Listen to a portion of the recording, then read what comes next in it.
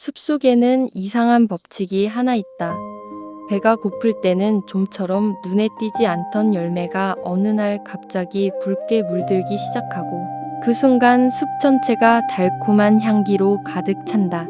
바람을 타고 퍼지는 은은한 향기는 사람의 발걸음을 멈추게 만들고 본능처럼 그 향기의 주인을 찾게 만든다. 그 열매가 바로 산딸기다. 지금은 누구나 한 번쯤 맛본 평범한 과일처럼 보이지만 시간을 수만 년 전으로 되돌려 보면 이야기는 전혀 달라진다. 냉장고도 없었고 마트도 없었으며 밥을 짓기 위한 농과 밭조차 존재하지 않던 시대에 인간은 자연이 허락하는 것만 먹으며 살아가야 했다. 배가 고프면 숲으로 들어갔고 계절이 바뀌면 먹을 수 있는 식물을 찾아 끝없이 이동했다. 하루를 헤매도 아무것도 얻지 못하는 날이 있었고 운 좋게 열매를 발견하면 온 가족이 배를 채울 수 있었다. 그런 세상에서 산딸기는 단순한 과일이 아니었다. 생명을 하루 더 이어주는 식량이었고 자연이 아주 잠깐 허락한 귀한 선물이었다. 흥미로운 점은 산딸기가 사람을 위해 존재하는 열매가 아니라는 사실이다. 우리는 산딸기를 사람이 먹기 위해 열리는 열매라고 생각하지만 자연의 시선은 전혀 다르다. 산딸기의 진짜 손님은 새였다. 붉게 익은 색깔은 새들의 눈에 가장 잘 보이도록 진화했고 향기는 멀리 있는 새들까지 불러들이는 신호가 되었다. 새들은 열매를 먹고 숲을 날아다니며 씨앗을 떨어뜨린다. 그 덕분에 산딸기는 더 넓은 숲으로 번져 나갈 수 있었다. 인간은 그 거대한 자연의 순환 속에 뒤늦게 합류한 존재였을 뿐이다. 그런데도 사람은 이 작은 열매를 누구보다 사랑하게 되었다. 왜였을까? 답은 우리의 몸속에 숨어 있다. 인간은 아주 오래전부터 단맛을 찾도록 진화했다. 달콤한 음식은 에너지가 풍부했고 에너지는 곧 생존으로 이어졌다. 산딸기 한 줌은 하루를 더 버티게 해주는 힘이었고 아이들에게는 귀중한 영양분이었다. 그래서 인간의 뇌는 단맛을 맛보는 순간 기쁨을 느끼도록 만들어졌다. 오늘날 초콜릿과 케이크를 좋아하는 이유도 어쩌면 그 오래된 기억이 아직 몸속에 남아있기 때문인지 모른다. 하지만 산딸기의 진짜 매력은 단맛만이 아니다. 많은 사람들이 산딸기를 떠올릴 때 가장 먼저 기억하는 것은 향기다. 입안보다 먼저 코끝에 닿는 그 향기. 비가 갠 숲속의 흙냄새와 나뭇잎의 싱그러움. 햇살을 머금은 풀향기가 한데 섞이며 만들어내는 자연의 향. 인공 향료로는 쉽게 흉내낼 수 없는 깊이가 바로 여기에 있다. 과학자들은 산딸기 향을 만드는 성분이 수백 가지에 이른다고 말한다. 각각의 향은 아주 미세하지만 모두가 어우러질 때 비로소 우리가 기억하는 산딸기의 향기가 완성된다. 그래서일까? 산딸기 향을 맡는 순간 어린 시절의 기억이 떠오르는 사람들이 많다. 여름방학 산길을 따라 걸었던 풍경, 손바닥이 붉게 물들도록 산딸기를 따 먹던 기억, 가족과 함께 웃으며 숲을 오르던 하루. 향기는 기억을 깨우는 가장 강력한 열쇠이기 때문이다. 하지만 숲은 늘 따뜻한 곳만은 아니었다. 붉게 익은 열매가 모두 산딸기는 아니었다. 비슷한 색을 띠고 있지만 치명적인 독을 품은 식물도 적지 않았다. 겉모습만 믿고 열매를 먹었다가 목숨을 잃는 일도 드물지 않았다. 그래서 옛사람들은 아이들에게 열매를 함부로 따먹지 말라고 가르쳤고 어떤 열매를 먹을 수 있는지 어떤 열매를 피해야 하는지 세대를 거쳐 전했다. 그 지식은 책으로 배우는 학문이 아니었다. 살아남기 위해 반드시 익혀야 하는 생존의 기술이었다. 그런데 이상한 점이 하나 있다. 위험을 알면서도 사람들은 해마다 다시 숲으로 향했다. 독이 있을 수도 있다는 사실을 알면서도 붉은 열매를 찾기 위해 산길을 올랐다. 도대체 무엇이 사람들을 그토록 숲으로 이끌었던 걸까? 그 이유는 단순히 배고픔만으로 설명되지 않는다.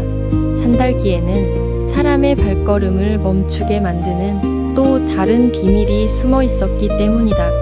그 비밀은 왕들의 식탁에서도, 북유럽의 전설에서도, 그리고 현대 과학이 밝혀낸 연구 속에서도 조금씩 모습을 드러내기 시작한다. 과연 이 작은 붉은 열매는 왜 수천 년이 지난 지금까지도 인간을 매료시키고 있는 것일까? 그 놀라운 이야기는 이제부터 시작된다. 산딸기를 둘러싼 이야기는 단순한 자연의 이야기가 아니다. 그 안에는 인간이 자연과 함께 살아온 시간, 생존을 위해 선택했던 지혜, 그리고 잊혀진 감각의 기억이 담겨 있다. 우리가 지금 쉽게 먹는 과일 하나에도 사실은 수천 년의 역사가 숨어 있다. 특히 야생 열매는 인류 문명이 시작되기 전부터 인간과 함께해 온 가장 오래된 음식 중 하나였다. 농사를 짓기 전 사람들에게 숲은 거대한 식탁이었다. 하지만 그 식탁에는 규칙이 있었다. 자연이 주는 것을 받아들이되 욕심을 내서는 안 됐다. 열매가 열리는 계절을 기다려야 했고 필요한 만큼만 가져가야 했다. 인간은 오랜 시간 동안 자연과 거래하는 법을 배웠다. 그리고 그 중심에는 작은 야생 열매들이 있었다. 유럽의 숲에서도 산딸기와 아즈베리는 특별한 존재였다. 중세시대 사람들에게 야생 열매는 단순한 간식이 아니었다. 긴 겨울을 버티기 위한 중요한 저장식품이었다. 사람들은 여름에 열매를 모아 말리고 잼으로 만들고 발효시켜 추운 계절까지 보관했다. 겨울이 찾아오면 붉은 열매는 지나간 여름을 기억하게 해주는 귀한 음식이 되었다. 북유럽 사람들에게도 야생베리는 특별했다. 짧은 여름 동안 숲에서 얻은 열매는 혹독한 겨울을 견디게 하는 자연의 선물이었다. 눈으로 뒤덮인 긴 겨울이 지나고 다시 숲의 열매가 모습을 드러내는 순간 사람들은 새로운 계절이 시작됐음을 느꼈다. 우리나라에서도 산딸기는 오랫동안 사람들의 기억 속에 남아 있다. 상과들이 가까웠던 시절, 아이들은 학교가 끝나면 산길로 향했다. 주머니 가득 산딸기를 담아오던 모습, 손과 입 주변이 붉게 물든 채 웃던 모습. 그때 산딸기는 비싼 간식이 아니었다. 하지만 어떤 음식보다 오래 기억되는 맛이었다. 왜냐하면 음식에는 단순한 맛만 들어 있는 것이 아니기 때문이다. 그 안에는 그 순간의 풍경과 사람, 그리고 감정까지 함께 저장된다. 그래서 세월이 지나도 어떤 향기는 우리를 과거로 데려간다. 그런데 야생 열매에는 또 하나의 놀라운 비밀이 있다. 바로 생존을 위한 강력한 방어 능력이다. 식물은 움직일 수 없다. 위험이 찾아와도 도망갈 수 없다. 그래서 스스로를 지키기 위해 특별한 성분을 만들어낸다. 강한 향기, 선명한 색, 독특한 맛. 이 모든 것은 식물이 살아남기 위한 전략이었다. 산딸기에 붉은색을 만드는 성분 역시 자연이 만든 보호장치 중 하나다. 인간은 처음에는 그 의미를 몰랐다. 그저 아름다운 색과 좋은 향기에 이끌렸을 뿐이다. 하지만 시간이 지나면서 사람들은 그 안에 숨겨진 가치를 발견하기 시작했다. 현대 과학은 야생 열매 속 다양한 성분을 연구하고 있다. 특히 붉고 보라색을 띠는 열매의 풍부한 색소, 성분과 식물 화합물은 건강과 관련된 연구 대상이 되고 있다. 수천 년 전 인간은 이유를 몰랐지만 본능적으로 자연이 만든 좋은 것을 찾아냈던 것이다. 그러나 여기서 또 하나의 미스터리가 등장한다. 왜 인간은 자연 그대로의 야생 열매보다 더 크고 달콤한 과일을 만들어 놓고도 여전히 옛날 산딸기의 향기를 그리워하는 것일까? 답은 의외로 단순하다. 우리는 크기보다 기억을 먹고 있기 때문이다. 현대의 과일은 더 편리하고 더 많은 양을 생산할 수 있도록 만들어졌다. 하지만 야생 열매에는 자연 그대로의 거친 향과 계절의 흔적이 남아있다. 짧은 시간만 허락되는 맛, 쉽게 얻을 수 없기에 더욱 특별한 맛. 그것이 인간의 마음을 움직인다. 어쩌면 우리가 그리워하는 것은 산딸기 자체가 아닐지도 모른다. 그 열매를 처음 만났던 시간, 누군가와 함께 했던 순간, 아무 걱정 없이 자연 속에 머물던 기억, 바로 그 오래된 감정까지 함께 떠올리는 것이다. 그래서 작은 산딸기 한 알은 단순한 음식이 아니다.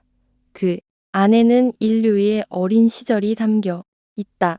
숲에서 살아남던 조상의 지혜가 담겨 있고 자연과 함께 했던 시간이 담겨 있다. 그리고 지금 우리의 식탁까지 이어진 긴 역사가 담겨 있다. 결국 음식은 배를 채우는 것만이 아니다.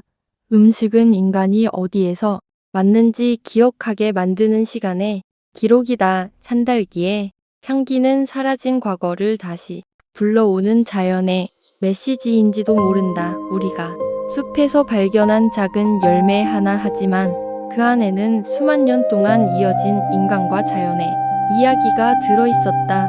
금지된 식탁은 오늘도 우리가 무심코 지나치는 음식 속에서 숨겨진 역사를 찾아간다. 그리고 다음 이야기는 또 다른 음식이 품고 있는 놀라운 비밀로 이어진다.